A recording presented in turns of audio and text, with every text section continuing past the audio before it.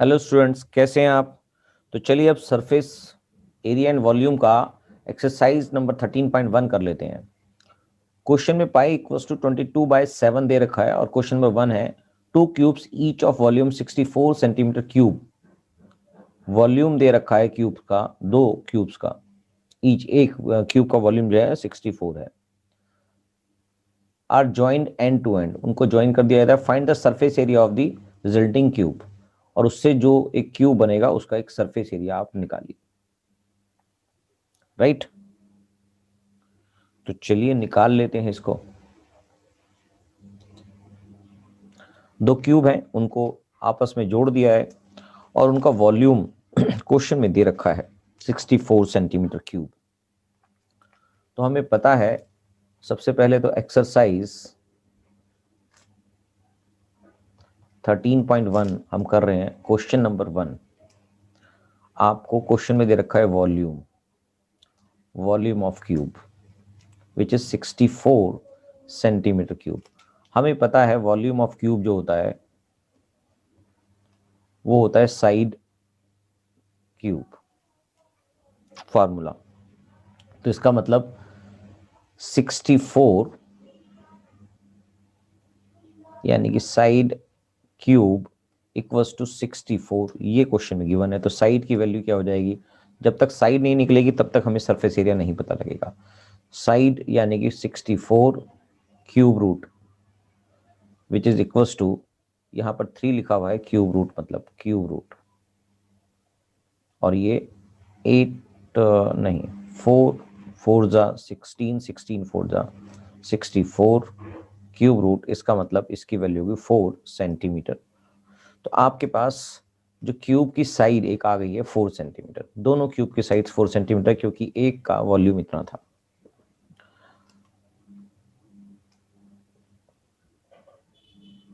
तो जो क्यूब की मेजरमेंट हुई, ये एक साइड जो नया क्यूब बना है, यहां से यहां तक का जो क्यूब बना है, इसकी जो मेजरमेंट दिखाई दे रही है, यहां से यहां तक का हाइट जो है इसकी बेसिकली ये बनेगी 8 सेंटीमीटर। राइट, 8 सेंटीमीटर दोनों को मिला के। और जो इसकी लेंथ है, ये इसका मेजरमेंट दूसरा हो गया, again it is again 4 centimetre. और जो इसकी हाइट है वो तो हमारी ये बन गई, और जो इसकी ब्रेथ है जो ये बनेगी, जो ब्रेथ है वो ये बनेगी, और ब्रेथ भी आपकी 4 सेंटीमीटर दिखाई दे रही है, 4 सेंटीमीटर। राइट, तो बस अब आपको सरफेस एरिया निकालने में कोई दिक्कत नहीं है। तो सरफेस एरिया ऑफ क्यूबॉइड, अब एक क्यूब की जगह क्यूबॉइड बन चुका है, और उसका फार्मूला होता है L इंटू बी प्लस में 2L इंटू बी प्लस में B into H plus H into L. Right, तो बस वैल्यूज हीट कर देंगे। 2 इंटू 4 इंटू 4 प्लस में B, 4 इंटू हाइट है 8 प्लस में हाइट है 8 मल्टीप्लाई बाय में 4।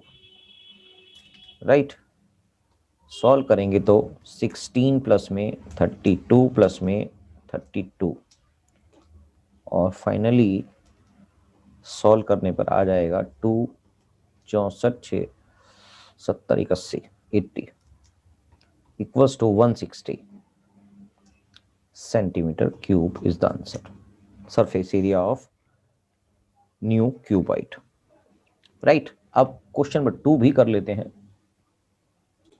क्वेश्चन नंबर 2 कहता है a vessel is in the form of hollow hemisphere mounted by a hollow cylinder. एक हेमिस्फीयर के ऊपर एक सिलेंडर रखा हुआ है। The diameter of hemisphere is 14 centimetre. Diameter of hemisphere जो है वो 14 सेंटीमीटर है, and the total height of the vessel is 13 centimetre. Find the inner surface area of the vessel. Inner surface area निकालना है क्योंकि हॉलो है। Right, तो आपके पास एक ये हेमिस्फीयर पार्ट है जिसका डायमीटर 14 सेंटीमीटर, इसलिए रेडियस उसका 7 सेंटीमीटर हो गया।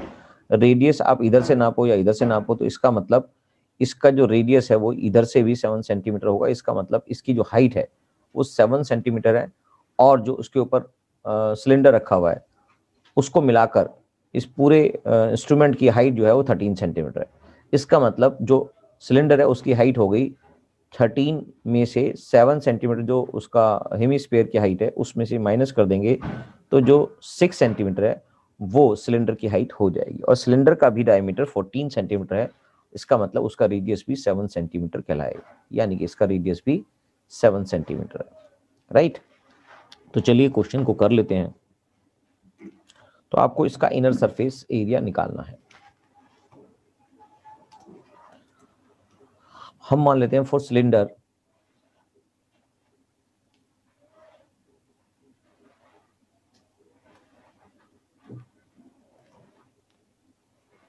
रेडियस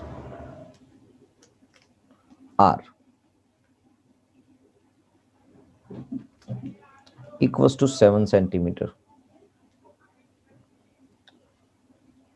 हाइट इसका मतलब इसको h मान लेते हैं और वो 6 सेंटीमीटर है।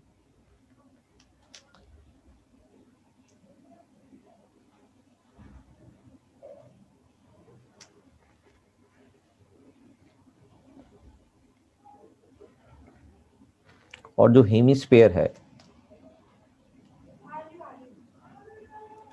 उसका डायमीटर और सिलेंडर का डायमीटर सेम है, इसलिए इसका भी radius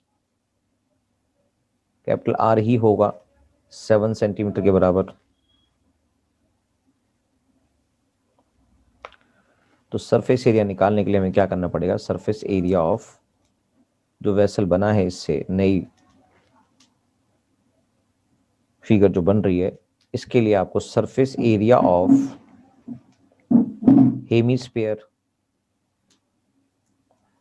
plus surface area of cylinder दोनों को प्लस कर देना है बस।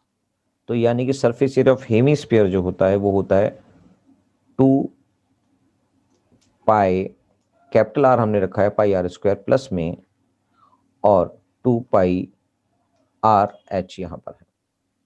राइट, तो वैसे यहाँ पर स्मॉल और या कैपिटल R लिखने की रिक्वायरमेंट भी नहीं थी क्योंकि एक ही R था, दोनों का सेम ही था।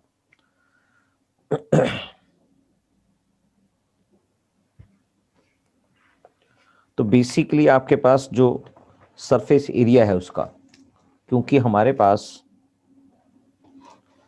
इसकी थिकनेस किस भी मेटल से बना उसकी थिकनेस के बारे में नहीं किया गया, तो हम इसके इनर सरफेस एरिया भी सेम लेवल पे ही निकालेंगे। तो इनर सरफेस एरिया ही हम इसको मान रहे हैं, तो फाइनली इसको हम बोल देंगे inner surface area.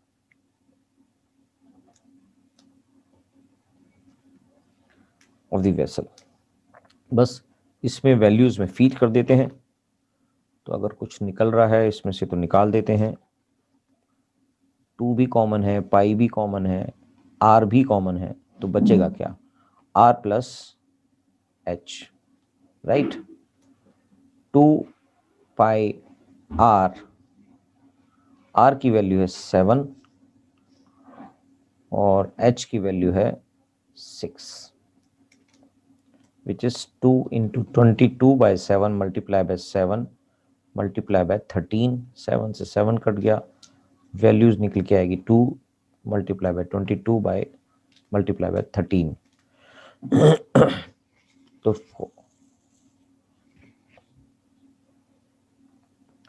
44 multiply by 13, 13 4 जा 52, 5 13 4 जा 52 और 5 57, 572 centimetre square surface area square में आएगा, और यही इसका आंसर है। क्वेश्चन नंबर 2 भी कंप्लीट, क्वेश्चन नंबर 3 भी कर लेते हैं। क्वेश्चन नंबर 3 देख लेते हैं। A toy is in the form of A cone of radius 3.5 centimetre mounted on A hemisphere. एक कोन को हेमिस्फीयर पे रखा हुआ है, ऐसा टॉय बना रखा है, of the same radius 3.5 radius है उसका भी। The total height of the toy is 15.5 centimetre. Find the total surface area of the toy. Total surface area निकालना है टॉय का, उसका फिगर आपको जरूर बनाना है। इस तरह का फिगर आपके सामने दिखाई दे रहा है, एक हेमिस्फीयर पे एक कोन टाइप शेप रखकर एक टॉय बना दिया गया है। जिसकी टोटल हाइट 15.5 सेंटीमीटर है और रेडियस 3.5 है। चलिए निकाल लेते हैं, क्योंकि जब इसका रेडियस 3.5 है हेमिस्फीयर का, तो इसका मतलब इसकी हाइट भी 3.5 होगी, और जो कोन की हाइट है वो 12 सेंटीमीटर कहलाएगी। टोटल 15.5 में से माइनस कर देंगे तो उसको, राइट। तो सरफेस एरिया ऑफ टॉय कैसे निकलेगा? Surface area of toy, curved surface area of cone plus curved surface area of hemisphere,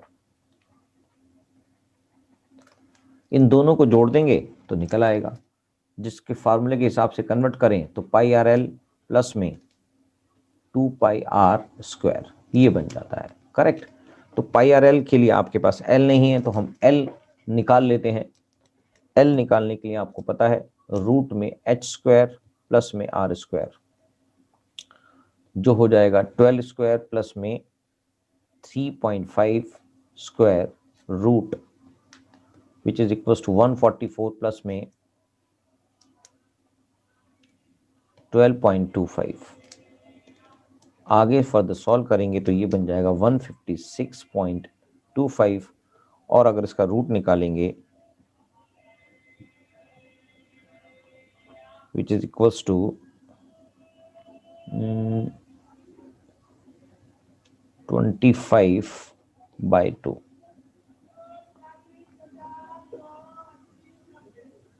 इसको रूट निकालने के लिए मैं आपको एक तरीका बता देता हूं। इसके लिए सिंपल सा तरीका ये है, इसको हम कैसे लिख सकते हैं? इसको लिख सकते हैं 156 25/100, और अगर हम इसको 100 का रूट लेंगे तो ये 125 का रूट हो जाता है 125/10, ठीक है। तो इसको हम काट देंगे तो 2 5 2 जा और 5 2 जा और 5 5 जा, दैट इज 25/2 लेंथ आ जाएगी इसकी सेंटीमीटर, यानी कि इसको हम 12.5 सेंटीमीटर भी लिख सकते हैं, यानी कि एल भी 12.5 सेंटीमीटर आ गया एल। तो अगर हम इसको सॉल्व कर देते हैं, या तो आप इसकी ये वैल्यू ले लेंगे या ये वैल्यू लेंगे, तो फाइनली आपके पास सरफेस एरिया ऑफ टॉय निकाल लेते हैं, सरफेस एरिया ऑफ टॉय, क्योंकि बाकी सारी वैल्यूज हमारे पास हैं, सिर्फ एल नहीं था। तो ये आ गया 22 पाई आर एल लिखना है, पाई आर एल है आपके पास 22/7 मल्टीप्लाई बाय आर हो गया 3.5 मल्टीप्लाई बाय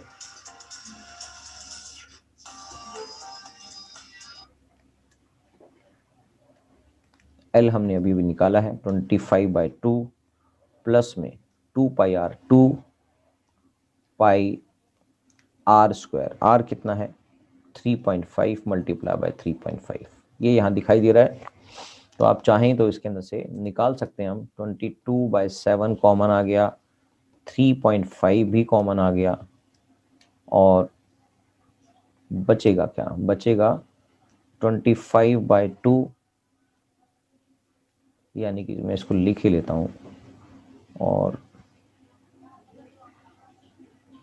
12.5 प्लस में 7, 2 multiply by 3.5, right. Further solve करेंगे तो यह आएगा,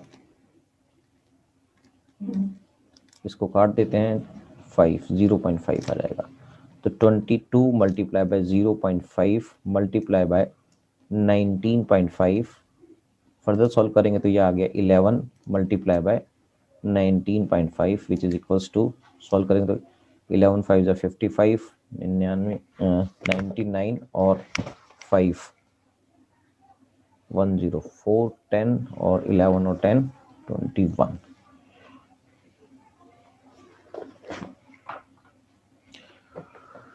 तो इसकी वैल्यू आई, पॉइंट यहां लगेगा, centimetre square. This is the answer, 214.5 centimetre square answer.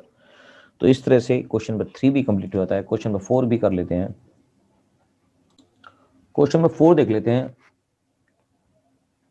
A cubical block of side 7 centimetre is surmounted by a hemisphere.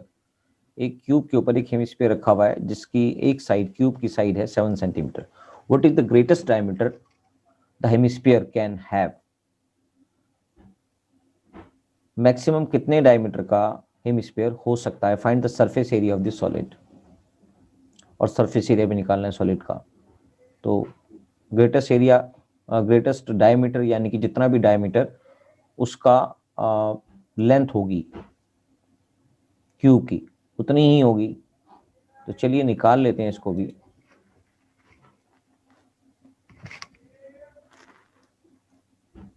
Question number 4. Greatest diameter of cube कितनी होगी जी? Length of greatest diameter of hemisphere बोलना है इसको. Length of cube के बराबर होगी hemisphere. Length of cube which is equals to 7 centimetre. ये तो एक पार्ट का आंसर हो गया. और दूसरा आंसर इसमें निकालना है इसका सरफेस एरिया. तो जो भी फिगर यहाँ पर बनेगी, ये जो सामने बन रही है surface area of cubical block जो बनेगा, क्यूबिकल ब्लॉक विद हेमिस्फीयर.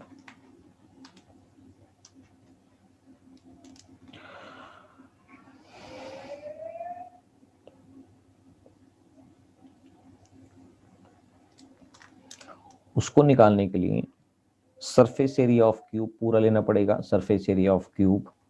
मगर इसमें से वो वाला एरिया हटाना पड़ेगा जो हेमिस्फीयर ने एक्वायर कर लिया, यानी कि ये वाला जो एरिया यहाँ पर दिखाई दे रहा है जो हेमिस्फीयर के थ्रू एक्वायर कर लिया गया है, ये वाला सरफेस एरिया नहीं नजर आ रहा है. तो इसका मतलब ये वाला सरफेस एरिया इंक्लूड नहीं किया जाएगा. तो माइनस में surface area of base of hemisphere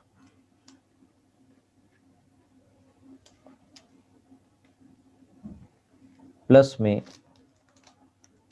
surface area of hemisphere. जो उसके बेस का एरिया माइनस कर देंगे और ऊपर का एरिया जो ये वाला एरिया यहाँ पर नजर आ रहा है ये सारा उसमें इंक्लूड किया जाएगा जो टॉय के क्यूबिकल टॉय के साथ में जुड़ा हुआ है. राइट. तो बस अब इसको निकाल देते हैं.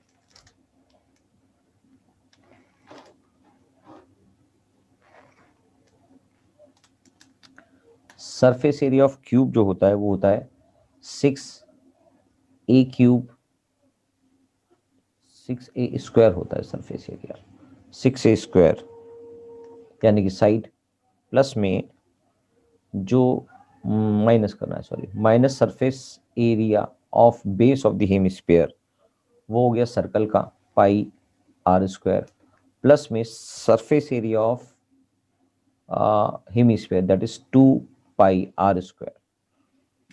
इसका मतलब 6a स्क्वायर माइनस में या प्लस में पाई आर स्क्वायर इसका फॉर्मूला रह जाएगा बन के. तो बस इसको सॉल्व कर देते हैं, क्वेश्चन का आंसर आ जाएगा. तो ये आ गया 6 इंटू 7 प्लस में 22/7 मल्टीप्लाई बाय 3.5 मल्टीप्लाई बाय 3.5 क्योंकि उसका रेडियस 3.5 होगा.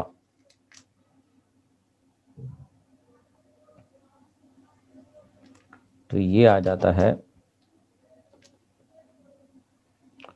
42 7 जा 294 प्लस में इसको सॉल्व करते हैं तो 7 5 जा यानी कि 0.5. इसका मतलब ये हो गया 22 multiply by 0.5 multiply bye 3.5. Further solve करेंगे तो 294 प्लस में 11 मल्टीप्लाई बाय 3.5. फर्दर सॉल्व करेंगे तो ये आ जाएगा 294 प्लस में 30 11 55 5 पॉइंट यहाँ लगा देंगे और 33 और 5 38. Right. Equals to 332.5 centimetre square is the answer. Given figure का जो सरफेस एरिया है वो 332.5 सेंटीमीटर आ जाएगा। तो क्वेश्चन नंबर 5 भी कंप्लीट हो गया है। बाकी के क्वेश्चंस नेक्स्ट क्लास में करेंगे। तब तक के लिए आप एक्सरसाइज को कर लीजिए, मुश्किल नहीं है, आप कुछ कोशिश करेंगे तो आ ही जाएगी। Thank you.